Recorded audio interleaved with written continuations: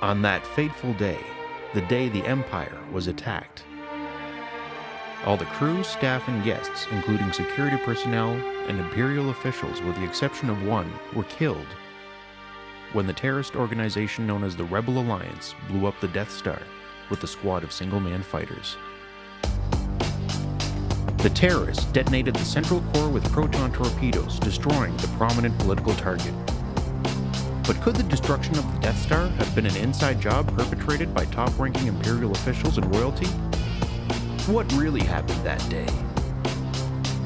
What's the likelihood that a squad of one-man attack ships like the X-Wing could penetrate the defenses of a heavily fortified moon-sized battle station? Even if a ship was somehow able to slip through, the difficulty of torpedoing a tiny ventilation shaft necessary to detonate the core is extremely high. In fact, a decorated and experienced Rebel Alliance fighter pilot, Wedge Antilles, is quoted as saying, "It's impossible." So how did the attackers make it through the defensive turrets on the Death Star's surface and swarms of Imperial TIE fighters? Well, most of them didn't. Let's take a look at one of the few that did. Luke Skywalker piloted the Rebel Alliance-issued X-Wing fighter that, according to the official story, fired the 2 critical torpedoes into the 2-foot ventilation shaft opening. The impossible shot. Luke was a farm boy, raised by his aunt and uncle on a desert planet with little to no professional combat or flight training. Every other experienced Rebel fighter pilot that day was killed or failed in their attack run. So what made Luke different? One element might be his family connections. Anakin Skywalker, known also by the moniker Darth Vader, is the overseeing manager and one of the chief commanding officers on the Death Star. He outranks admirals and is second in command only to the Emperor himself. Anakin is also Luke Skywalker's father. Anakin Skywalker was on the Death Star as the commanding officer on that fateful day. For some reason, he made an unorthodox and unprecedented move to personally fly a TIE fighter in the battle. Recovered logs show he relieved the fully qualified TIE fighter squad leader of his duty and assumed command of the squad conveniently just as Luke, his own son, was readying the final stages of the attack along the surface of the Death Star. Why would the highest in command of the most powerful battle station give up control and take on such a menial task as piloting a single fighter? It makes sense when one learns that he was the only member of the Imperial forces to survive the attack. Let's look at the events leading up to the detonation. The Death Star's defenses easily staved off most of the Rebel Alliance terrorists until the only remaining fighter was Luke's X-Wing. As he approached the ventilation duct along the trench, his father Anakin was now leading the 3 TIE fighters in direct pursuit.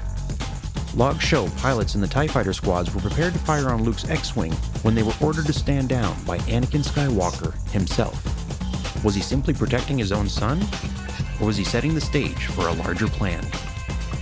It's worth noting that the experienced veteran pilot was unable to hit the bent target with the same X-Wing, the same torpedoes, from the same position as Luke. Negative. Directly after Wedge's failed run, Luke, with no training, was able to make 1,000,000 in one shot, all the while being followed and protected by his own father. Isn't it possible that the torpedoes never had to hit their target at all for their plan to work? Unconfirmed reports indicate a third-party ship was present. This ship was not on record as being of Rebel Alliance or Imperial origin. Reports identify it as a Carillion-class fighter vessel, often modified and used by smugglers and mercenaries. This very ship was seen docked at the Death Star just prior to the attacks, and may have been used to smuggle key members of both Imperial and Rebel connections. Could Anakin have planned for a mercenary smuggling ship to detonate explosives? The Rebel plan was based on structural and defensive intelligence of the Death Star, gathered under suspicious circumstances, raising even more questions. The root origins of the intel is unknown, but they somehow ended up in the hands of Leia Organa Solo, who was the Princess of Alderaan, the leader of the terrorist group Rebel Alliance, and you guessed it, the daughter of Anakin and sister of Luke. Leia Organa Solo, also known as Leia Amidala Skywalker, was on a transport ship with the intelligence not long before the Death Star was destroyed.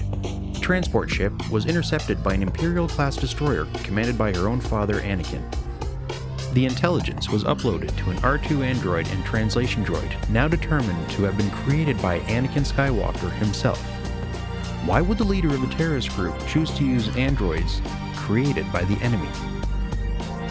Could it be the plans were meant to end up in terrorist hands all along?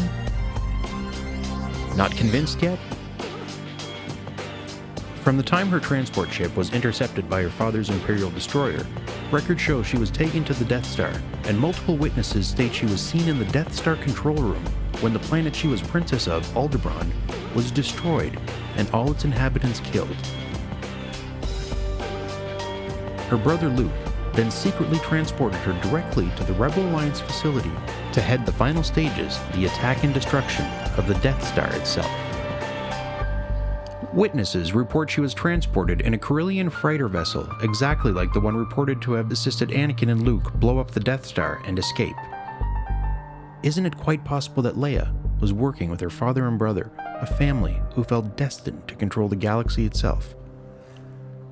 Could the Death Star have been destroyed by Anakin to protect his daughter and hide evidence of her involvement with the Aldebaran tragedy? Or perhaps it was for pure profits, as the contracts for constructing the second Death Star were awarded to Anakin Skywalker's very own construction company. Or maybe it was as the official story goes, a simple farm boy with minimal combat training while working for his sister's terrorist group manages to blow up the most heavily fortified battle station ever made that happened to belong to his father, who happened to be the only surviving crew member that day. You decide.